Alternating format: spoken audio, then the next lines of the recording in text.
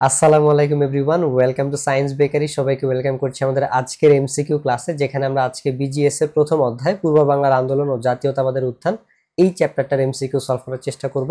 এবং এই চ্যাপ্টারে এমসিকিউর জন্য যে গুরুত্বপূর্ণ টপিকগুলো সেগুলো যদি আমরা প্রথমে দেখার চেষ্টা করি, তাহলে আমরা এখানে দেখতে পাচ্ছি যে তমুদ্দিন মজলিসের গঠন ও কর্মকাণ্ড, এই টপিকটা বেশি ইম্পর্টেন্ট। ভাষা আন্দোলন, স্পেশালি ভাষা আন্দোলন রিলেটেড যে সাহিত্যগুলো আছে, কবিতা, নাটক, এগুলো আমি আসলে বোঝানোর চেষ্টা করছি।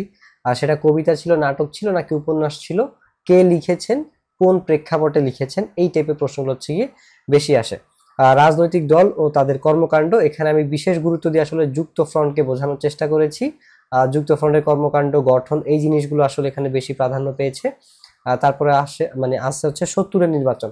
আর ৭০-এর নির্বাচনের আগেও কিন্তু আমাদের ৬ দফা গণ অভ্যুত্থান এগুলো আছে, বাট আমাদের ৭০-এর নির্বাচন থেকে, অর্থাৎ ১৯৭০ সালের নির্বাচন থেকে বহুপদী এমসিকিউ গুলা অনেক বেশি আসে। সো এই জন্য হচ্ছে এই 4টা টপিক আমাদের এমসিকিউর জন্য এই চ্যাপ্টার থেকে অনেক বেশি ইম্পর্টেন্ট। আমরা বই থেকে চেষ্টা করব এই টপিকগুলো খুব ভালো মতো পড়ার জন্য, ঠিক আছে? আর সিকিউর জন্য অধ্যায় 1 ও 2 আমি আমার মেন্টরশিপের স্টুডেন্টদেরকে আসলে বলে রাখছি যে অধ্যায় 1, 2 তোমরা অবশ্যই পড়বা যদি সৃজনশীলের জন্য ভালো কমন পাইতে চাও আর কি, কারণ 1, 2 থেকে প্রশ্ন আসলে আসে। সো আমরা যদি এখানে প্রথম এমসিকিউটা দেখি যে পাকিস্তান সৃষ্টির পূর্বেই কোন প্রশ্ন নিয়ে বিতর্ক সৃষ্টি হয়, এটা হচ্ছে গিয়ে রাষ্ট্রভাষা কি হবে, রাষ্ট্রের সংবিধান কেমন হবে। আচ্ছা, পাকিস্তান সৃষ্টির পূর্বেই যেটা নিয়ে আসলে সেটা হচ্ছে রাষ্ট্রভাষা কি হবে, সেটা নিয়ে আসলে বিতর্ক শুরু হয়। এবং ভারতে ব্রিটিশ শাসনের অবসান হয় কখন? আমরা জানি 1947 সালের 14ই আগস্ট ভারত এবং পাকিস্তান হচ্ছে গিয়ে দুইটা আলাদা দেশ হয় ব্রিটিশ উপনিবেশ ভেঙে। এবং তার পরের দিন হচ্ছে গিয়ে শ্রীলঙ্কা আর হচ্ছে গিয়ে এটাকে কি বলে, মায়ানমার, ওরা হচ্ছে গিয়ে স্বাধীন হয়।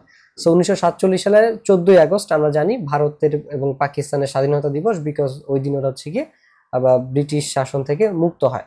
1947 সালে কোন বিষয়টি প্রথমে ঘটেছিল? পাকিস্তান প্রতিষ্ঠা নিশ্চিত হওয়া, এটা প্রথমে ঘটেছিল। অপশনে যদি 4টার দিকে আমরা তাকাই, যে গণ আজাদি লীগ প্রতিষ্ঠা, করাচি শিক্ষা সম্মেলন, তমুদ্দিন মজলিস প্রতিষ্ঠা কিন্তু স্বাধীনতার পরে আসলে হয়।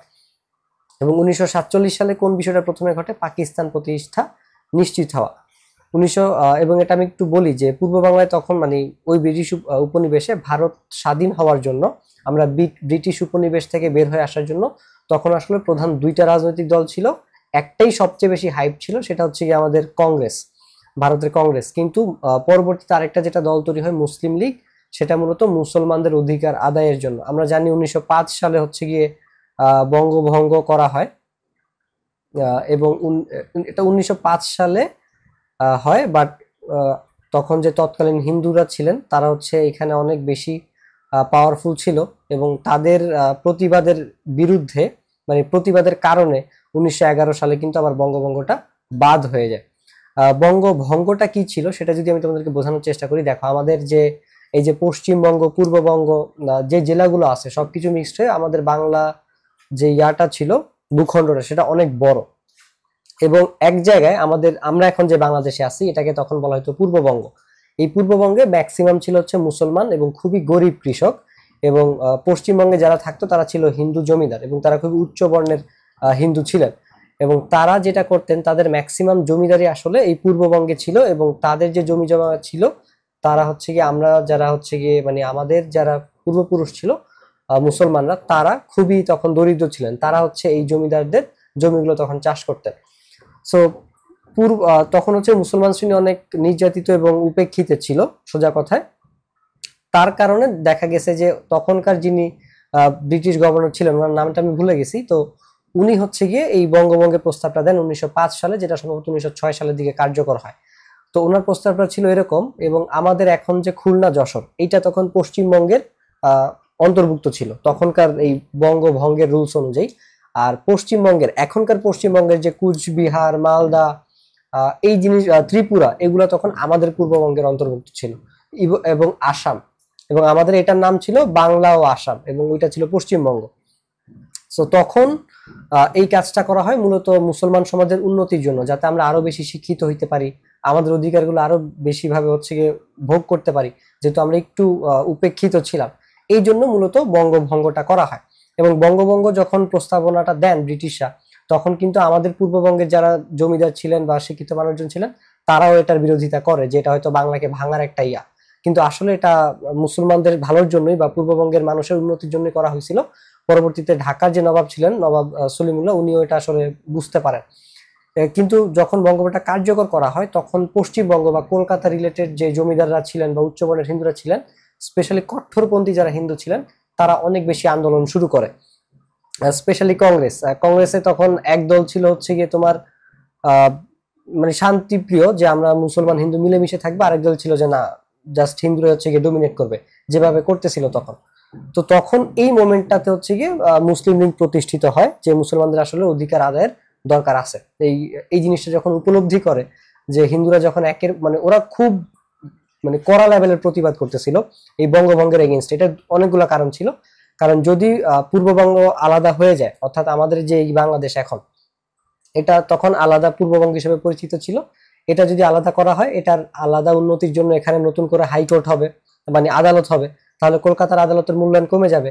আবার তখন যদি এটা আলাদা রাজ্য হয়, তখন দেখা যাবে যে চট্টগ্রাম বন্দর বেশি প্রাধান্য পাবে, যেহেতু চট্টগ্রাম বন্দর তুলনামূলকভাবে কাছাকাছি কলকাতা বন্দরের থেকে, তাহলে আমাদের এই বাংলায় সস্তায় জিনিসপত্র পাওয়া যাবে, তখন এখানকার বাণিজ্য বেশি হবে। আবার কলকাতার পত্রিকাগুলো ভয় পায় যে এখানে তাহলে আবার নতুন করে নতুন নতুন পত্রিকা প্রতিষ্ঠিত হবে, তাহলে ওদের যে মূল্যায়নটা সেটা অনেক বেশি কমে যাবে। আবার জমিদারদের আলাদা করে এখানে তহবিল খোলা লাগবে, আলাদা খরচ। তো আবার এরা যদি এখানে শিক্ষিত হয়ে যায়, তাহলে ওদের জমিদারি বা ওদের গোলামি করবে কারা? তো সবকিছু মিলাই হিন্দু সমাজ যারা ছিল কলকাতায় বা পশ্চিমবঙ্গে, তারা এটার কড়া লেভেলের এবং সবচেয়ে বাজে যে প্রতিবাদটা ওরা করে, কঠিন, সেটা হচ্ছে যে ওরা ব্রিটিশ পণ্য হচ্ছে গিয়ে বয়কট করে, ঠিক আছে, ব্রিটিশদেরকে চাপে ফেলার জন্য। এই কারণে বঙ্গভঙ্গটা 1911 সালে এটা বাদ হয়ে যায়, আবার বাংলা এক হয়ে যায় আর কি। তো হিন্দুরা যখন এরকম কঠিন প্রতিবাদ করতেছিল, তখন আসলে মুসলিম লীগ মুসলমানরা ফিল করে আমাদের একটা রাজনৈতিক দরকার আছে, সংগঠন দরকার আছে। কারণ যদি কখনো মুসলিম লীগ মানে ব্রিটিশরা ভারত ছেড়ে চলেও যায়, সেই ক্ষেত্রেও দেখা যাবে যে হিন্দুরা তখন মানে 5 ভাগ যদি করো, 4 ভাগ হিন্দু, 1 ভাগ মুসলমান, তাহলে শাসনের দায়ভার ম্যাক্সিমাম আসলে হিন্দুদের কাছেই থাকবে। সেই ক্ষেত্রে ওরা এখনই যদি এইভাবে প্রতিবাদ করে, তাহলে তখন হয়তো আমাদের আসলে অধিকার আদায়ের জন্য কোনো কিছু থাকবে না, আমরা সবসময় নির্যাতিত এবং উপেক্ষিতই থেকে যাব। ওই প্রেক্ষাপটে আসলে তখন মুসলিম লীগ প্রতিষ্ঠিত হয় এবং মুসলিম কংগ্রেস মিলেই তখন হচ্ছে ভারতের যে মানে স্বাধীনতা আন্দোলন সেটা লিড দেয়, এবং তখন পাকিস্তান এবং ভারত নামে দুইটা আলাদা রাষ্ট্র গঠিত হয়। এবং এখানে পাকিস্তানের যে কে, এটা মূলত কাশ্মীরকে হচ্ছে গিয়ে ডিফাইন করে, কিন্তু যদিও কাশ্মীর এখানে ছিল না। আবার সিন্ধ, পাঞ্জাব এগুলো যদিও এখানে নাই, বাট এগুলো এরকম কাহিনী অনেক আছে। পাকিস্তান নামটা হচ্ছে গিয়ে সম্ভবত ক্যামব্রিজের কিছু স্টুডেন্ট যারা ইউএসএ তে ছিল, ওরা হচ্ছে গিয়ে এটা আলাদা নামকরণ মানে প্রস্তাব দেয় যে পাকিস্তান নামকরণটা, ঠিক আছে। এবং কে দিয়ে আসলে কাশ্মীরকে বোঝায়, যদিও কাশ্মীর আলটিমেটলি ইন্ডিয়ার দখলেই যায়, এটা আমি তোমাদেরকে সামনে বলবো কেন আসলে এটা পাকিস্তানের দখলে যায় নাই, পাকিস্তানে যাওয়ার কথা থাকলেও। সো এই হচ্ছে গিয়ে আর কি মুসলিম লীগ প্রতিষ্ঠার কারণ, যেটা আমি তোমাদেরকে বললাম। এবং এই মুসলিম লীগই পরবর্তীতে আওয়ামী মুসলিম লীগ নামকরণ হয় স্বাধীনতার পরে 1949 সালে ঢাকার রোজ গার্ডেনে 23শে জুন। এটার নাম হয় নিখিল মুসলিম আওয়ামী নিখিল ভারত, আচ্ছা, এটা মুসলিম লীগের প্রথম নাম ছিল নিখিল ভারত মুসলিম লীগ। আর 1949 সালে যখন 1947 সালে পাকিস্তান আলাদা হয়ে যায়, 1949 সালে এটা হয়ে যায়, 2 বছরের মধ্যে বাঙালিরা বুঝতে পারে যে পশ্চিম পাকিস্তান আমাদের উপরে নির্যাতন করতেছে। তো তখন পূর্ব পাকিস্তানের অধিকারের জন্য আওয়ামী লীগ, আওয়ামী মুসলিম লীগ তখন নামকরণ হয়। এবং 1955 সালে এই মুসলিম লীগ নামটা বাদ যায়, তখন এটা শুধু আওয়ামী লীগ হচ্ছে গিয়ে থাকে, এবং এটা এখন পর্যন্ত আমাদের রুলিং পার্টি।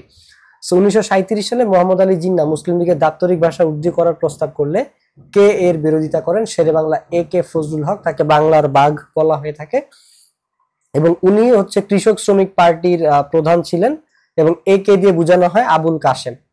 এবং এই যে মুসলিম লীগ আর কংগ্রেস যে তখন নির্বাচন করে, তখন যখন মুসলিম লীগ জিতে নির্বাচনে কয়েকটা আসন হচ্ছে গিয়ে জিতে, তখন আমাদের দুই বাংলা তখন কিন্তু একসাথেই ছিল। এবং ওই অবিভক্ত বাংলার প্রথম মুখ্যমন্ত্রী হচ্ছেন শেরে বাংলা এ কে ফজলুল হক।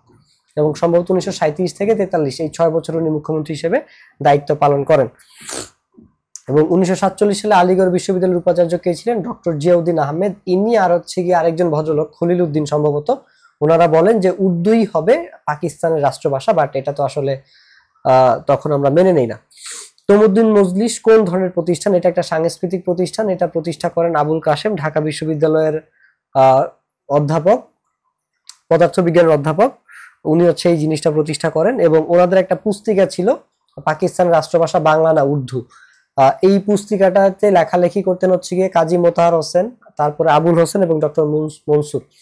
এনারা হচ্ছে গিয়ে লেখালেখি করতেন বাংলা ভাষার সপক্ষে, সমর্থনে। কোন সংগঠনের যুব কর্মী সম্মেলন বাংলাকে শিক্ষা ও আইন আদালতের বাহন করার প্রস্তাব গ্রহণ করে? তমুদ্দিন মজলিস। এবং ওদের একটা রাষ্ট্রভাষা পরিষদ, সংগ্রাম পরিষদ নামে একটা পরিষদ এই তমুদ্দিন মজলিস থেকে আসলে গঠন হয়। তার নেতৃত্বে তমুদ্দিন মজলিস, সেটা আমি অলরেডি বলছি, অধ্যাপক আবুল কাসেম, তিনি ঢাকা বিশ্ববিদ্যালয়ের শিক্ষক ছিলেন। এই যে দেখো 1947 সালের 2রা সেপ্টেম্বর তমুদ্দিন মজলিস নামক একটা সাংস্কৃতিক সংগঠন গড়ে ওঠে এবং এরা হচ্ছে 1947 সালের ডিসেম্বরে করাচিতে অনুষ্ঠিত এক শিক্ষা সম্মেলনে উর্দুকে পাকিস্তানের রাষ্ট্রভাষা করার সিদ্ধান্ত গৃহীত হলে পূর্ব বাংলায় তীব্র প্রতিবাদ শুরু হয়। তো ডিসেম্বর মাসেই রাষ্ট্রভাষা সংগ্রাম পরিষদ গঠিত হয় এবং এটা কারা করেন? এটা করেন হচ্ছে গিয়ে তমুদ্দিন মজলিস। কোন মাসে? ডিসেম্বর মাসে। ওকে, এই জিনিসগুলো হচ্ছে আমাদের মাথায় রাখতে হবে। তমুদ্দিন মজলিসের প্রতিষ্ঠাতা আবুল কাসেম কোথায় শিক্ষকতা করতেন? ঢাকা বিশ্ববিদ্যালয়। ধীরেন্দ্রনাথ দত্ত কত তারিখে পাকিস্তান গণপরিষদে বাংলা ব্যবহারের দাবি করেন? এটা হচ্ছে 25শে ফেব্রুয়ারি 1948। উনি বেসিক্যালি উর্দু আর ইংরেজির পাশাপাশি বাংলাকে হচ্ছে ব্যবহারের দাবি জানান। উনি শুধু বাংলা ব্যবহারের দাবি বলেন নাই। এই যে দেখো 1948-এর 25শে ফেব্রুয়ারি পাকিস্তান গণপরিষদ সদস্য ধীরেন্দ্রনাথ দত্ত গণপরিষদের ভাষা উর্দু ইংরেজির পাশাপাশি বাংলা ব্যবহারের দাবি জানান। এবং তখন পূর্ব বাংলায় হচ্ছে মুখ্যমন্ত্রী ছিলেন আমাদের খাজা নাজিমউদ্দিন, যিনি পরবর্তীতে পাকিস্তানের প্রধানমন্ত্রীও হন। তো এখানে বলা আছে যে এই যে 1948 সালের 4 জানুয়ারি প্রতিষ্ঠিত পূর্ব পাকিস্তান মুসলিম ছাত্রলীগ কর্মসূচি পালনে বিশেষ ভূমিকা পালন করে রাষ্ট্রভাষা বাংলার পক্ষ, এবং তারা পিকেটিং করে পুলিশের এগেইনস্টে বিভিন্ন আন্দোলনে। এবং ওই পিকেটিং করা অবস্থায় আসলে আমাদের বিভিন্ন নেতাকর্মীদেরকে, যেমন শেখ মুজিব, শামসুল হক এবং অলি আহাদ সহ 69 জনকে গ্রেপ্তার করে। এবং এর প্রতিবাদে ঢাকায় 12 থেকে 15 মার্চ ধর্মঘট পালিত হয় এবং বাধ্য হয়ে তখন পূর্ব পাকিস্তানের মুখ্যমন্ত্রী ছিলেন খাজা নাজিমউদ্দিন, তিনি 15 মার্চ রাষ্ট্রভাষা সংগ্রাম পরিষদের সঙ্গে 8 দফা চুক্তিতে স্বাক্ষর করেন। এই 3-4টা লাইন খুবই ইম্পর্টেন্ট, এখান থেকে এমসিকিউ আসবে। এখানে দেখো লেখা আছে যে 1948 সালের কত তারিখে সর্বদলীয় রাষ্ট্রভাষা সংগ্রাম পরিষদ পুনর্গঠিত হয়? এটা হবে 2রা মার্চ। এবং ভাষা সংগ্রাম পরিষদ গঠন করে তমুদ্দিন মজলিস, যেটা আমি একটু আগে তোমাদেরকে বলছি। 1948 সালে পূর্ব পাকিস্তানের মুখ্যমন্ত্রী ছিলেন খাজা নাজিমউদ্দিন, যিনি পরবর্তীতে 1952 সালের দিকে পাকিস্তানের প্রধানমন্ত্রী হন। পূর্ব পাকিস্তানের মুখ্যমন্ত্রী খাজা নাজিমউদ্দিন ভাষা সংগ্রাম পরিষদের সঙ্গে কত দফা চুক্তিতে স্বাক্ষর করেন? 8 দফা চুক্তিতে স্বাক্ষর করেন। পাকিস্তানের রাষ্ট্রভাষা বাংলা না উর্দু পুস্তিকাটির বৈশিষ্ট্য কি? এটা বাংলা ভাষার সমর্থনে রচিত হইতো। এটা লেখক কারা কারা ছিলেন? কাজী মোতাহার হোসেন, আবুল কাসেম এবং ডক্টর মনসুর। মাতৃভাষা শিক্ষাদান দাবির সাথে কামরুদ্দিন আহমেদ হচ্ছে গিয়ে এটা জড়িত। এবং 1948 সালের মার্চ মাসে কত তারিখে ঢাকা বিশ্ববিদ্যালয়ের সমাবর্তন হয়? 24শে মার্চ। এবং তখন এই 24শে মার্চ সমাবর্তনই হচ্ছে মোহাম্মদ আলী জিন্নাহ, যিনি স্বাধীন পাকিস্তানের প্রথম গভর্নর ছিলেন। এটা আমি একটু পরে বলবো। 1952 সালে পাকিস্তানের প্রধানমন্ত্রী কে ছিলেন? খাজা নাজিমউদ্দিন। উর্দুই হবে পাকিস্তানের একমাত্র রাষ্ট্রভাষা। জিন্নাহর এই ঘোষণায় প্রকাশ পেয়েছে স্বৈরাচারী মনোভাব। পাকিস্তানের প্রধানমন্ত্রী খাজা নাজিমউদ্দিন উর্দুকে পাকিস্তানের রাষ্ট্রভাষা হিসেবে ঘোষণা দেন কবে? 26শে জানুয়ারি 1952 সালে। এই যে 24শে মার্চ ঢাকা বিশ্ববিদ্যালয়ের সমাবর্তনে তিনি অনুরূপ ঘোষণা দিলে ছাত্ররা না না বলে প্রতিবাদ করে। এবং 1952 সালের 26শে জানুয়ারি ঢাকার পল্টন ময়দানে এই নতুন প্রধানমন্ত্রী খাজা নাজিমউদ্দিন বলছিল যে আমাদের হচ্ছে গিয়ে উর্দু পাকিস্তানের রাষ্ট্রভাষা হবে। এবং এটা ওরা বিভিন্নভাবে মোটামুটি পাকিস্তান সৃষ্টির আগে থেকেই ওরা এটা মোটামুটি ফোর্স করতেছিল। এবং পাকিস্তান যে উর্দু ভাষাটা, এটা দুইটাই ইন্দো আর্য ভাষা, কিন্তু উর্দু ভাষার মধ্যে হচ্ছে আমাদের ইয়ারটার প্রভাব আছে, ইরানি ভাষার প্রভাব আছে, কিন্তু আমাদেরটা না। আমাদেরটা হচ্ছে সংস্কৃত আছে, কিন্তু দুইটাই ইন্দো আর্যের থেকে উৎপত্তি। এবং একটা সময় এরকমও হয় যে ওরা বাংলা ভাষাকে হচ্ছে আরবিতে লেখার দাবি জানায়। আমরা সবগুলো হচ্ছে গিয়ে প্রত্যাখ্যান করি।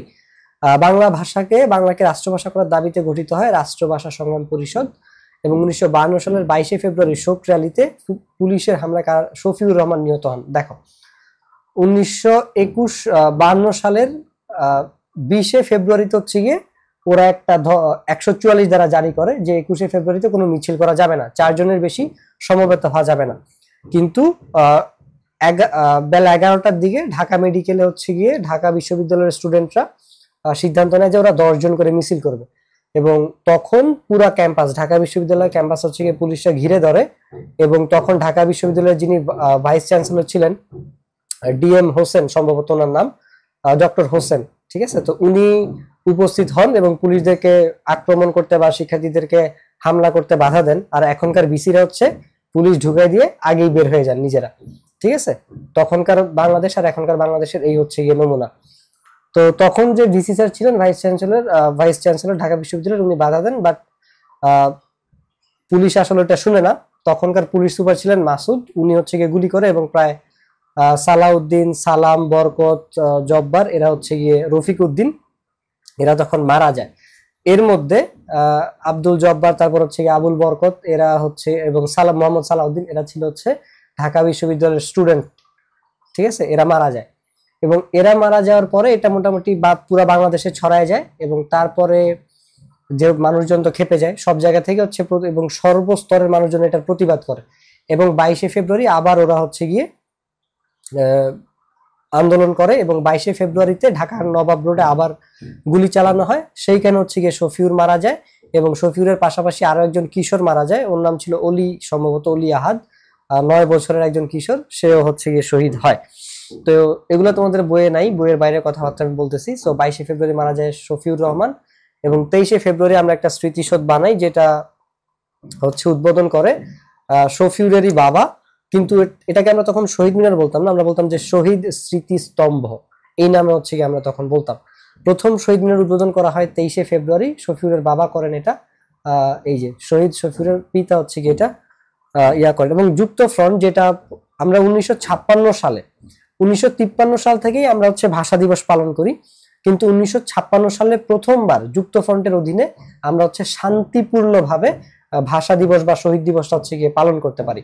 এবং 1963 সালে যুক্ত ফ্রন্টের অধীনেই একটা শহীদ মিনার নির্মাণ করা হয়, সেটা উদ্বোধন করে আবুল বরকতের মা হাসিনা বেগম, উনি। এবং এটাও হচ্ছে গিয়ে পুলিশ ভেঙে দেয়।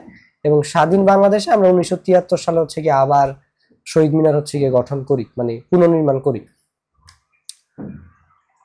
তো ওকে, এখানে হচ্ছে কার পিতা প্রথম শহীদ মিনার উদ্বোধন করেন? শহীদ শফিউর। কোন সালে 21শে ফেব্রুয়ারি শহীদ দিবস হিসেবে পালিত হয়? 1953 সালে। 1952 সালের 21শে ফেব্রুয়ারি ছাত্র হত্যার প্রতিবাদে রচিত প্রথম কবিতা কাঁদতে আসিনি, ফাঁসির দাবি নিয়ে এসেছি, মাহবুবুল আলম হচ্ছে গিয়ে এটা লিখেন এবং এটা ছিল ছাত্র হত্যার প্রতিবাদে লিখা, ঠিক আছে। ডক্টর মুনীর চৌধুরী জেলে বসে রচনা করেন কবর নাটক, এবং কবর নাটকের পটভূমি কোনটা? ভাষা আন্দোলন। এবং আরেক ফাল্গুন উপন্যাসটি রচনা করেন জহির রায়হান। জহির রায়হান তখন সম্ভবত জেলে ছিলেন। এবং শহীদ মিনার ভেঙে, যে এখানে তোমরা বই থেকে এগুলো পড়তে পারবা, আমি বেসিক্যালি এই জিনিসটা হাইলাইট করছিলাম, ভাষা আন্দোলনের ইতিহাস এবং এই রিলেটেড যে সাহিত্যগুলো আছে এগুলো থেকে একটা এমসিকিউ তোমরা শিওরলি কমন পাবা, ঠিক আছে। যে সঙ্গীত শিল্পী আব্দুল লতিফ রচনা ও সুর করেন ওরা আমার মুখের ভাষা কায়রা নিতে চায়, তোরা ঢাকা শহর রক্তে ভাষাইলির মতো সঙ্গীত। এবং ডক্টর মুনির জেলে বসে রচনা করেন কবর নাটক এবং জহির রায়হান রচনা করেন আরেক ফাল্গুন উপন্যাসটি। আরেক ফাল্গুন কি ছিল? একটা উপন্যাস ছিল। কে রচনা করেন? জহির রায়হান। কবর কি ছিল? নাটক ছিল। এবং এটি কে রচনা করেন? এটি রচনা করেন হচ্ছে আমাদের ডক্টর মুনির চৌধুরী জেলে বসে। আরেকটা ছিল স্মৃতির মিনার, আলাউদ্দিন আল আজাদ হচ্ছে গিয়ে এই কবিতাটা হচ্ছে গিয়ে লিখে, স্মৃতির মিনার কবিতা। তো স্মৃতির মিনার কে রচনা করেন? আলাউদ্দিন আল আজাদ। ইনি একই সাথে ভাষা ছিলেন এবং প্রবন্ধ লিখতেন। ওরা আমার মুখের ভাষা কায়রা নিতে চায়, এটা হচ্ছে আব্দুল লতিফ, আমরা একটু আগে দেখতে পাই উনি এটার গীতিকার এবং সুরকার ছিলেন। এবং এই তোরা ঢাকা শহর রক্তে ভাষাইলির গানের সুরকার ছিলেন আব্দুল লতিফ। কবর নাটকটির রচয়িতা হচ্ছেন ডক্টর মুনির চৌধুরী। জহির রায়হান হচ্ছে আরেক ফাল্গুন উপন্যাসের। এবং মাহবুবুল আলম চৌধুরী ছিলেন কি বলতো? কাঁদতে আসেনি, ফাঁসির দাবি নিয়ে এসেছি, এই ইয়াটা রচনা করেন, কবিতাটা। কোনটি ভাষা আন্দোলনের ভিত্তিক রচনা নয়? রক্তাক্ত প্রান্তর।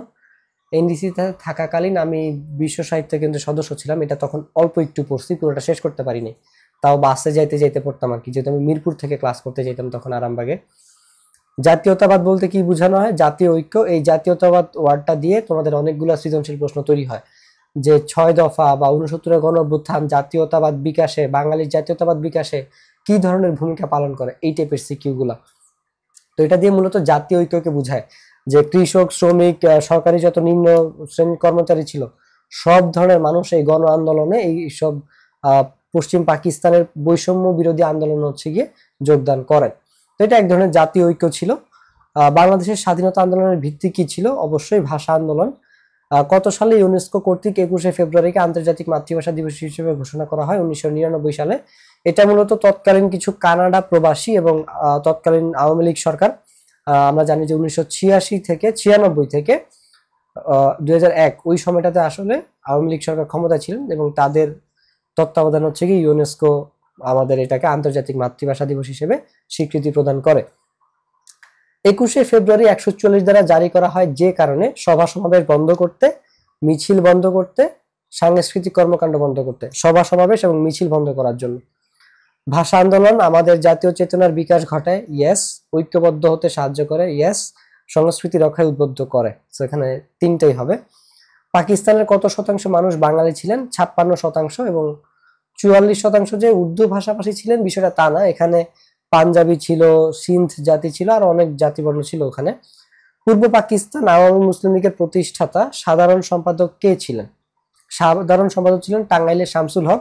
মাওলানা আব্দুল হামিদ খান ভাসানী ছিলেন হচ্ছে গিয়ে সভাপতি এবং সহসভাপতি আরো তিনজন ছিলেন এবং বঙ্গবন্ধু শেখ মুজিবুর রহমান ছিলেন যুগ্ম সাধারণ সম্পাদক এবং এনার পাশাপাশি খন্দকার মোশতাকও যুগ্ম সাধারণ সম্পাদক ছিলেন।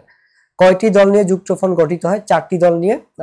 আওয়ামী লীগ, কৃষক শ্রমিক পার্টি একে ফজলুল হকের, তারপরে নিজামী ইসলামী এবং গণতন্ত্রী দল, এই 4টা দল নিয়ে যুক্তফ্রন্ট গঠিত হয় এবং তাদের মূল উদ্দেশ্যই ছিল মুসলিম লীগকে হারানো। যুক্তফ্রন্টের নির্বাচনী প্রতীক ছিল নৌকা। 21 দফার প্রথম দফা ছিল হচ্ছে বাংলাকে পাকিস্তানের অন্যতম রাষ্ট্রভাষা করা। যুক্তফ্রন্ট গঠন করার যুক্তফ্রন্টের যে 21 দফা দাবি আছে, তোমরা প্রথম 10-15টা পড়ার চেষ্টা করবা, অনেক সময় সৃজনশীলে আসে। যুক্তফ্রন্ট গঠন করা হয়েছিল কোনটি? আর সবগুলো এক নাগারে রিডিং করে রাখবা যাতে অনেক সময় প্রশ্ন আসতে পারে নিচের কোনটি 21 দফার দাবি নয় বা 21 দফার মধ্যে পড়ে না, কারণ আমাদের এখানে 6 দফা আছে, 21 দফা আছে, 11 দফা আছে। তো এটা যদি বলে দেয় যে নিচের কোনটি 11 দফার অন্তর্ভুক্ত, কোনটি 6 দফার, কোনটি 11 দফার, সেক্ষেত্রে কিন্তু আমি যদি না জানি যে কোনটা 21 দফার কোনটা 6 দফার, তাহলে কিন্তু আমরা এলোমেলো ভাবে অ্যান্সার করব। যুক্তফ্রন্ট গঠন করেছিল কেন? এই যে একটু আগে আমি বলছি, মুসলিম লীগকে পরাজিত করার জন্য। কারণ মুসলিম লীগ, তখন আমরা কিন্তু মুসলিম লীগেরই ছিলাম, ঠিক আছে? যখন আমরা ব্রিটিশ উপনিবেশ ছিলাম, আমরা চাইতাম যে মুসলিম লীগ জিতুক, মুসলিম লীগ জিতলে মুসলমানদের অধিকার আদায় হবে। মুসলিম লীগ জিতছে, পাকিস্তান ভারত আলাদা দুটো স্বাধীন রাষ্ট্র হয়েছে, কিন্তু পাকিস্তান আলাদা হওয়া মাত্রই আমরা বুঝে গেছি যে আমাদের ভাগ্যে আসলে ওরকম শান্তি নাই, পশ্চিম পাকিস্তান আমাদের প্রতি বৈষম্য দেখাচ্ছে। তখনই হচ্ছে কি আমরা মুসলিম লীগ বিরোধী কাজকর্ম শুরু করি, সেটা শুধুমাত্রই আমাদের অধিকার আদায়ের জন্য। বর্ধমান হাউসের বর্ধমান হচ্ছে বাংলা একাডেমি। 1954 সালের প্রাদেশিক নির্বাচনে যুক্তফ্রন্ট কতটি আসন লাভ করে? 223টি। টোটাল আসন ছিল 237টা, এর মধ্যে 223টাই হচ্ছে যুক্তফ্রন্ট লাভ করে। 1954 সালের 3রা এপ্রিলকে পূর্ব বাংলার মুখ্যমন্ত্রী হিসেবে শপথ গ্রহণ করেন শেরেবাংলা কে ফজলুল হক। এবং শেরেবাংলা কে ফজলুল হক কোন দলের নেতা ছিলেন? কৃষক শ্রমিক পার্টি। যুক্তফ্রন্ট সরকারকে বরখাস্ত করেন গোলাম মোহাম্মদ এবং গোলাম মোহাম্মদ। প্রাদেশিক যুক্তফ্রন্ট সরকার ক্ষমতায় ছিল 56 দিন, তবে এরপরে আবার 1956 সালে না যেন 55 সালে যুক্তফ্রন্ট আবার ক্ষমতায় আসে। 1947 সালের পরে রাজনৈতিক দল ও নেতৃত্বের মধ্যে যে দ্বারা লক্ষ্য করা যায় পূর্ব পাকিস্তানের অনুগত রাজনৈতিক দল, ইয়েস, যেমন জামাতে ইসলামী, নিজামী ইসলামী, এরা পাকিস্তানের প্রতি মানে পশ্চিম পাকিস্তানের প্রতি অনুগত ছিল। পূর্ব বাংলার স্বার্থ রক্ষার জন্য সোচ্চার রাজনৈতিক দল যেমন আওয়ামী লীগ, তারপরে যুক্তফ্রন্ট, এই সাম্যবাদী আদর্শের রাজনৈতিক ধারা, এগুলো মোটামুটি বামপন্থী দল ছিল। তো 3 ধরনেরই আমরা দেখতে পাই। যুক্তফ্রন্টের 21 দফার অন্যতম দাবিগুলো হলো বিনা ক্ষতিপূরণের জমিদার প্রথা উচ্ছেদ, রাজবন্দীদের মুক্তিদান, বাংলাকে শিক্ষার অন্যতম মাধ্যম, 3টাই। যুক্তফ্রন্টের দলগুলো হলো আওয়ামী লীগ, বাংলাদেশ জাতীয়তাবাদী দল, এটা বিএনপি, এটা তখনও প্রতিষ্ঠা হয় নাই, কৃষক শ্রমিক পার্টি, এটা 1 ও 3 হবে, 2 নাম্বারটা। জনাব নুরুল আমিন একজন সমাজসেবী মানুষ, কিন্তু এলাকার চেয়ারম্যানে তারা অপশাসন দিয়ে এলাকার উন্নয়নকে বাধাগ্রস্ত করছিল। জনাব নুরুল আমিন সর্বস্তরের মানুষকে একসঙ্গে নিয়ে চেয়ারম্যানের বিরুদ্ধে রুখে দাঁড়ান এবং পরবর্তী নির্বাচনে জয়লাভ করেন। এতে চেয়ারম্যান তার বিরুদ্ধে নানা ষড়যন্ত্র করতে থাকে। তমুদ্দুন মজলিস তো এটা ভাষণ নিয়েছিল, এটা না, আওয়ামী লীগ গঠন, এটা আরো অনেক পরে। গণ আজাদি লীগ, তারপর হচ্ছে গিয়ে যুক্তফ্রন্ট গঠন, এটা যুক্তফ্রন্ট গঠন হবে। আওয়ামী লীগ তো একটা রাজনৈতিক দল, বিভিন্ন নিয়ে না, এটা উনি বলছে যে এলাকার সর্বস্তরের মানুষকে নিয়ে, তো এটা হবে যুক্তফ্রন্ট, আমাদের 4টা দল নিয়ে গঠিত হয়। উক্ত সংগঠনটি গড়ে ওঠার যথার্থ কারণ মুসলিম লীগের পরাজয় ঘটানো, হ্যাঁ এইটা। পাকিস্তানের কর্তৃত্ব থেকে দেশের জনগণকে মুক্ত করা, এইটা, হ্যাঁ 2-3 হবে। বাংলা সাহিত্য শাসন আমরা কখনোই প্রতিষ্ঠা করতে চাইনি, তো এটা হবে 2-3। 1956 সালে সংবিধান বাতিল করেন কে? ইস্কান্দার মির্জা, এই আরেক স্বৈরশাসক ছিল। এই যে উনি মোট 4টা পদক্ষেপ নেন, 5টা পদক্ষেপ নেন। 1956 সালে সংবিধান বাতিল করে, কেন্দ্রীয় প্রাদেশিক পরিষদ ভেঙে দেয়, রাজনৈতিক দলের কার্যক্রম নিষিদ্ধ করে, শেখ মুজিব সহ অন্যান্য রাজনৈতিক নেতাকে জেলে প্রেরণ করে এবং সকল মৌলিক অধিকার কেড়ে নেয়। কে? ইস্কান্দার মির্জা, মনে রাখবা। আইয়ুব খান কত সালে সামরিক শাসন জারি করেন? 1958 সালে। এবং আইয়ুব খান তোমার পাক ভারত যুদ্ধের সময় উনি ওই জায়গাতে ছিলেন তখন। না না না, এটা তখন ছিলেন মোহাম্মদ আলী জিন্নাহ। 1958 সালে সামরিক শাসন জারি করে হচ্ছে বাংলা ভাষাকে রক্ষার জন্য, পাকিস্তানের উন্নয়নের জন্য, পাকিস্তান রক্ষার শেষ চেষ্টা। আচ্ছা, পাকিস্তান রক্ষার শেষ চেষ্টা হিসেবে এটা হচ্ছে গিয়ে গ্রহণ করা হয়। পাকিস্তানের উন্নয়নের জন্য অবশ্যই না, পূর্ব পাকিস্তানের দাবি মেনে নেওয়ার জন্য। তারপরে এটা তো নাই, বাংলা ভাষাকে রক্ষা করার জন্য এটাও না। তো 1958 সালে তিনি পাকিস্তান নিজেকে প্রধান সামরিক শাসন, এটা আমরা দেখতে পাচ্ছি যে পাকিস্তান রক্ষার শেষ চেষ্টা, কারণ তখন বাঙালিরা অলরেডি আন্দোলন করতেছিল। 1958 সালের কত তারিখে আইয়ুব খান ক্ষমতা দখল করেন? 27 অক্টোবর। এই যে এখানে আছে। মৌলিক গণতন্ত্র ধারণা প্রবর্তন করেন হচ্ছে আইয়ুব খান, তার স্বৈর শাসন আরো বেশি করার জন্য। নিচের কোন ব্যবস্থাটি চালু করেন আইয়ুব খান? সেটা হচ্ছে মৌলিক গণতন্ত্র। আইয়ুব খানের মৌলিক গণতন্ত্র ব্যবস্থার লক্ষ্য কি ছিল? সামরিক শাসন দীর্ঘস্থায়ী করা, যেটা আমি বললাম। আইয়ুব খান মৌলিক গণতন্ত্রের মাধ্যমে নির্বাচিত করার ব্যবস্থা করেন রাষ্ট্রপতি ও জাতীয় পরিষদের সদস্যদের। মৌলিক গণতন্ত্র নির্বাচক মণ্ডলীর সংখ্যা ছিল প্রায় 80,000। কোন সংগঠনটি আইয়ুব খানের সামরিক শাসন বিরোধী আন্দোলন গড়ে তোলে? যুক্ত ফ্রন্ট। 1966 সালে পাকিস্তানের প্রশাসনের সচিবালয়ে শতকরা কত ভাগ বাঙালি ছিল? 19 ভাগ সচিবালয়ে ছিল। এই যে দেখো, সচিবালয়ে 19% এবং শিল্প ক্ষেত্রে স্বরাষ্ট্রতে ছিল হচ্ছে 22.7%, তারপরে স্বাস্থ্যতে 19%, আইনে 35%। আইন, কৃষি, শিল্প, স্বরাষ্ট্র আর হচ্ছে সচিব, এই 5টা একটু তোমরা মনে রাখবা। কাজী নজরুল ইসলামের গানে পাকিস্তানিরা কিসের অভিযোগ তুলেছিল? হিন্দুয়ানির। ইভেন এই যে আমরা বাংলাকে রাষ্ট্রভাষা করতে চাচ্ছিলাম, এটাকে ওরা ওয়ান কাইন্ড অফ বলতেছিল যে হিন্দুয়ানি, যে আমরা বাংলা ভাষার মধ্যে একটা হিন্দুয়ানি ভাব আছে, ঠিক আছে, এই টাইপের জিনিসপত্র ওরা বলতেছিল। 1965 সালের 6 সেপ্টেম্বর শুরু হওয়া ভারত পাকিস্তান যুদ্ধ অব্যাহত ছিল 17 দিন। এবং দেখো, ভারত পাকিস্তান যুদ্ধটায় পাকিস্তান অলওয়েজ একটা মাথামোটা জাতি ছিল, স্পেশালি পশ্চিম পাকিস্তান সবসময় একটা মাথামোটা জাতি ছিল। এরা অলওয়েজ দিবা স্বপ্ন দেখতো, বুঝছো। পাকিস্তানের আমি প্রায় 30 পেজের মতো পড়ছি। তো এইখানে 1965 সালে এই যুদ্ধটা হয়। এখানে মেইন মানে কাশ্মীর ইস্যুতে মেইন ভিলেন হচ্ছে গিয়ে ভারত, ঠিক আছে। এখানে তোমার ভারতের মাঝখানে হায়দ্রাবাদে হচ্ছে ম্যাক্সিমাম মুসলমান ছিল তখন, অন্ধ্রপ্রদেশের হায়দ্রাবাদ। আর এটা হচ্ছে তোমার জুয়াগড়, এই টাইপেরই একটা, আমার ঠিক জায়গাটার নাম মনে নেই, জুয়ানগড় এই টাইপেরই। এটা হচ্ছে গুজরাটের একটা জায়গা। এখানে রাজারা মুসলমান ছিল কিন্তু প্রজারা বেশিরভাগ হিন্দু ছিল। তো এই দুইজন রাজা, জুয়ানর আর হচ্ছে গিয়ে তোমার হায়দ্রাবাদ, এরা চাইছে পাকিস্তানের সাথে যুক্ত হবে 1947 দেশভাগের সময়। কিন্তু এখানে গণভোট হয়, ভারত বলছে যে না, তোমরা পাকিস্তানের সাথে যুক্ত হইতে পারবা না, এখানে বেশিরভাগ জনগণ হিন্দু। তো গণভোটের আয়োজন করে ভারত। তো গণভোটে মানুষজন চায় যে না, আমরা ভারতের সাথে যুক্ত হব। তাহলে ঠিক আছে, ভারতের সাথে যুক্ত হইল। তো এই গণভোট যদি ওরা কাশ্মীরে করতো, কাশ্মীরে আবার উল্টা কাহিনী ছিল, রাজা হিন্দু কিন্তু বেশিরভাগ মানুষজন হচ্ছে গিয়ে মুসলমান, প্রজারা।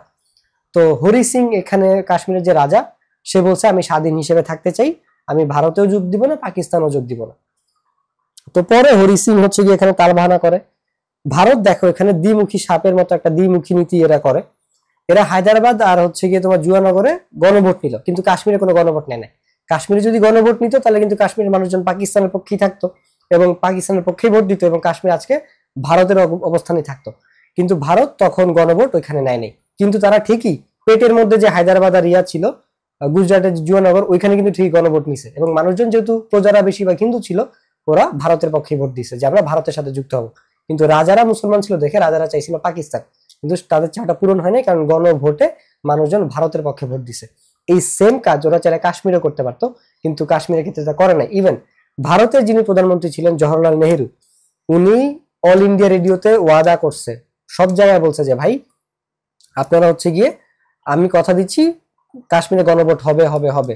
উনি জীবিত অবস্থায় এবং ওনার পরবর্তী বংশধর কেউ এই কথা রাখে নাই, গণভোট হয় নাই। এই জায়গায় তাও পাকিস্তান আবার ওদের সৈন্য অনুপ্রবেশ করায় কাশ্মীরে দখল করার জন্য। এই ক্ষেত্রে জাতিসংঘ হস্তক্ষেপ করলেও জাতিসংঘ এখানে আসলে কিছুটা ভারতের পক্ষই নেয়, ব্রিটিশ ভারতের পক্ষ নেয়। কারণ তখন দেশ স্বাধীন হওয়ার পরে পাকিস্তানের গভর্নর হয় মোহাম্মদ আলী জিন্নাহ, কিন্তু ভারতের গভর্নর হয় হচ্ছে গিয়ে মাউন্ট ব্যাটেন, ব্রিটিশ সেনাবাহিনী। এবং তখন ভারত পাকিস্তান দুইটা আলাদা স্বাধীন দেশ হইল, মানে সেনাবাহিনীতে বা আর্মিতে তখন কিন্তু তোমার ব্রিটিশদেরই আসলে কর্তৃত্ব ছিল। এবং পাকিস্তানের যিনি ছিলেন জেনারেল ফ্রেসি, আর ভারতের যিনি ছিল লকহার্ট, এরা দুজনেই কিন্তু মাউন্ট ব্যাটেনের অধীনস্থ ছিল, অর্থাৎ ব্রিটিশ। এরা না জওহরলাল নেহরুর কথা শুনতো, এরা না হচ্ছে গিয়ে তোমার জিন্নার কথা শুনতো। তো যখন হরি সিং তোমার হচ্ছে গিয়ে পালায় যায়, হরি সিং একটা ভারতের পক্ষে এখানে একটা ভারত যুক্তি দেখায় যে পাকিস্তান হচ্ছে গিয়ে ভারত কাশ্মীর আক্রমণ করতে চাইছে, তখন হরি সিং ভারতের পক্ষ নিতে চাইছে এবং একটা চুক্তি স্বাক্ষর করে। এখানে একটা ফেক দেখানো হয়, এটা যদি স্বাক্ষর করেও থাকে সেটা আসলে হরি সিং এর মেয়াদ উত্তীর্ণ হওয়ার পরে চুক্তিটা হয়। কারণ এখানে আবার কথা আছে, আরো 100 বছর আগে পাঞ্জাবের যে ইয়ারা ছিল, শিখরা ছিল, ওরা হচ্ছে গিয়ে কাশ্মীর তখন শাসন করতো। তো ওরা আবার 100 বছরের জন্য ব্রিটিশদের থেকে আর কি কিনে নেয়, প্রায় 56,000 কত দিয়ে যেন এরকম। সো এখানে অনেক কাহিনী আছে। এখানে মেইন কালপিট হচ্ছে গিয়ে ভারত, ওরা বহুত কাহিনী করে, কাশ্মীর ওরা ছাড়বেই না।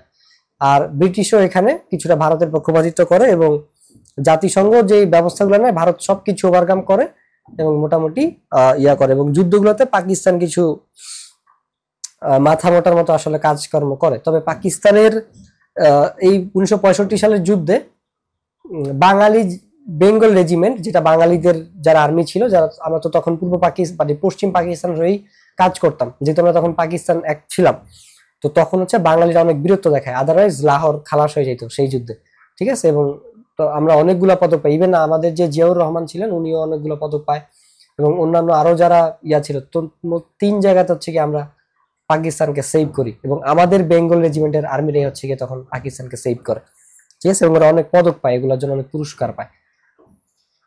বঙ্গবন্ধু এবং 1965 সালের এই যুদ্ধটা আসলে 17 দিন তখন অব্যাহত থাকে। বঙ্গবন্ধু শেখ মুজিবুর রহমানের 6 দফা দাবি ঘোষণা করেন কেন? বাঙালিদের মুক্তির জন্য। এবং এই 6 দফা দাবি করার পরে তখন ওরা শেখ মুজিবকে বিচ্ছিন্নতাবাদী হিসেবে চিহ্নিত করে আর কি। 6 দফার উদ্দেশ্য কি ছিল? জনগণের অধিকার রক্ষা। বাঙালি জাতির মুক্তির সনদকে আইয়ুব সরকার কি নামে? এই যে বিচ্ছিন্নতাবাদ কর্মসূচি। কারণ প্রত্যেকটা অধিকার আমরা মোটামুটি কখনোই বলি নাই যে ভাই আমাদের বেশি অধিকার দাও, আমরা সম অধিকার চাইছিলাম, বাট এটাকে ওরা বিচ্ছিন্নতাবাদী বলছে। ওই যে বলছি না যে পাকিস্তান সবসময় মাথা মোটা ছিল, ঠিক আছে, অহংকার, তারপরে জেদ খেত এগুলা, এবং দিবা স্বপ্ন বেশি দেখতো এরা। এরা মনে করতো এরা যা চায় তাই হবে। এবং কাশ্মীর ইস্যুতে ওরা অনেকটা তাই করছে যুদ্ধের ময়দানে, যে ওরা মনে করতো যে একজন পাকিস্তানি সৈন্য 10 জন হিন্দু সৈন্যের সমান, ঠিক আছে। এইসব দিবা স্বপ্ন ওদের কখনোই কাজে লাগে নাই। ঐতিহাসিক আগরতলা মামলা শুনানি কোথায় হয়? ঢাকা ক্যান্টনমেন্টে হয়। এবং এই আগরতলা মামলাটা মেনলি এই 6 দফার কারণেই বঙ্গবন্ধুরে করে দেওয়া হয় এবং এই ঐতিহাসিক আগরতলা মামলায় ঢুকাই দেওয়া হয়, ফাঁসানো হয়। এবং এটার এগেনস্টেই তখন আমরা অভ্যুত্থান করি এবং 1969 সালে একটা গণ অভ্যুত্থান হয়। 1969 সালের 22 ফেব্রুয়ারি আইয়ুব খান হচ্ছে তাকে নিঃশর্ত মুক্তি দিতে বাধ্য হন এবং 23 ফেব্রুয়ারি বঙ্গবন্ধুকে মানে শেখ মুজিবকে বঙ্গবন্ধু উপাধি দেওয়া হয়। 1969 সালের 23 ফেব্রুয়ারি, 22 ফেব্রুয়ারি তিনি মুক্তি পান। পাকিস্তানে কত সালে ছাত্র 11 দফা উত্থাপন করে? 1968 সালে। পাকিস্তানের প্রথম সাধারণ নির্বাচন অনুষ্ঠিত হয় 1970 সালে। 1970 সালের 7 ডিসেম্বর হচ্ছে গিয়ে সাধারণ নির্বাচন অনুষ্ঠিত হয়। এবং এই নির্বাচনের যে পরবর্তী ঘটনাগুলো থাকে এগুলো হচ্ছে আমাদের একটু মনে রাখতে হবে যে 162-র মধ্যে 160টা আসন লাভ করে এবং সংরক্ষিত মহিলা আসনের 7টাই হচ্ছে গিয়ে আওয়ামী লীগ জিতে এবং মহিলা আসন সহ টোটাল 167টা আসন হচ্ছে গিয়ে আমরা জিতি এবং 310টা আসনের মধ্যে আওয়ামী লীগ 298টা আসনেই নিরঙ্কুশ সংখ্যাগরিষ্ঠতা অর্জন করে। তাহলে 1947 সালে আওয়ামী লীগ মহিলা সংরক্ষিত আসন সহ সর্বমোট কয়টি আসন লাভ করে? 167টি। বাঙালি জাতীয়তাবাদের বহিঃপ্রকাশ ঘটে 1970-এর সাধারণ নির্বাচন। যে আমরা যে আসলে পাকিস্তানের সাথে থাকতে চাই না সেটার বহিঃপ্রকাশ এই নির্বাচনে একদম স্পষ্টভাবে ফুটে ওঠে। 1970 সালের নির্বাচনের ফলে বাঙালি জাতীয়তাবাদের উন্মেষ ঘটে। 6 দফা পূর্ব বাংলার মুক্তির সনদ, কারণ এতে রাজস্ব আদায়ের ভার কেন্দ্রের উপর দেওয়ার দাবি ছিল, পূর্ব বাংলার নিজেদের শাসন প্রতিষ্ঠা করার দাবি ছিল এবং নিজেদের নিরাপদে, এটা 2-3 হবে। রাজস্ব আদায়ের ভার কেন্দ্রের উপর দেওয়ার দাবি ছিল। তারপরে 1970 সালের নির্বাচনে গুরুত্বপূর্ণ হওয়ার যথার্থ কারণ কি? বাঙালিদের সংখ্যাগরিষ্ঠতা অর্জন, পাকিস্তান অপসারণের জনগণের রায়, বাংলা স্বায়ত্ত শাসনের দাবি উপস্থাপন। তো এটা হচ্ছে গিয়ে 3টাই। 1970 সালের নির্বাচনে বাঙালিরা জয়লাভ করে, এটি ছিল তার রাজনৈতিক বিজয়। পশ্চিমাদের প্রত্যাখ্যান, পাকিস্তানের অখণ্ডতার প্রতি সমর্থন। অখণ্ডতার প্রতি সমর্থন তো আমরা দেই নেই, আমরা বলছি এটা খণ্ড হইতেই হবে, এটা 1-2 এখানে হবে। তারপরে এখানে দেখো, নলিন বাবুর ক খ নামে 2টি পোশাক কারখানা ছিল। ক কারখানার শ্রমিক নেতা অবহেলিত ছিল। ক কারখানার শ্রমিক নেতা সালাম সাহেব শ্রমিক সমাবেশ ডেকে শ্রমিকদের বকেয়া পাওনা, বেতন বৃদ্ধি ও নিরাপত্তা সহ বেশ কিছু দাবি মালিকের নিকট পেশ করেন এবং মালিক দাবি না মেনে শ্রমিক নেতাদের বিরুদ্ধে বিদ্রোহের অভিযোগ করেন। তো ইঙ্গিতে বর্ণিত শ্রমিক নেতার কার্যক্রম ঐতিহাসিক কোন ঘটনাকে, 6 দফার ঘটনাকে আসলে ইয়া করে, এবং ইঙ্গিতকৃত দাবির ফলে বাঙালি জাতির মুক্তির আন্দোলন স্তিমিত হয় না, এটা আরো 6 দফার পরে এটা আরো বেশি স্ফুরণ ঘটে, স্বতঃস্ফূর্তভাবে এটা আরো হয়। বাঙালির মহান নেতা পাকিস্তানের প্রধান শত্রুতে পরিণত হন। ইয়েস, ওই যে তাকে বিচ্ছিন্নতাবাদী উপাধি দেওয়া হয়। বাঙালি জাতি অন্যের শাসন থেকে মুক্ত হওয়ার জন্য অনুপ্রাণিত হয়। তো এটা 2-3 হবে বেসিক্যালি। সো এই ছিল আমাদের এই চ্যাপ্টারের এমসিকিউ। আমরা যদি দেখি যে গুরুত্বপূর্ণ টপিক, তমুদ্দিন মজলিসের গঠন ও কর্মকাণ্ড, ভাষা আন্দোলন, এই টপিকগুলো বেশি ইম্পর্টেন্ট, যেটা আমরা এমসিকিউ সলভ করে বুঝতে পারলাম। সো কারো যদি কোনো প্রশ্ন থাকে তোমরা, বা ক্লাস রিলেটেড কোনো মন্তব্য থাকে, তোমরা অবশ্যই কমেন্ট বক্সে জানাবা। সবাইকে ধন্যবাদ। আসসালামু আলাইকুম।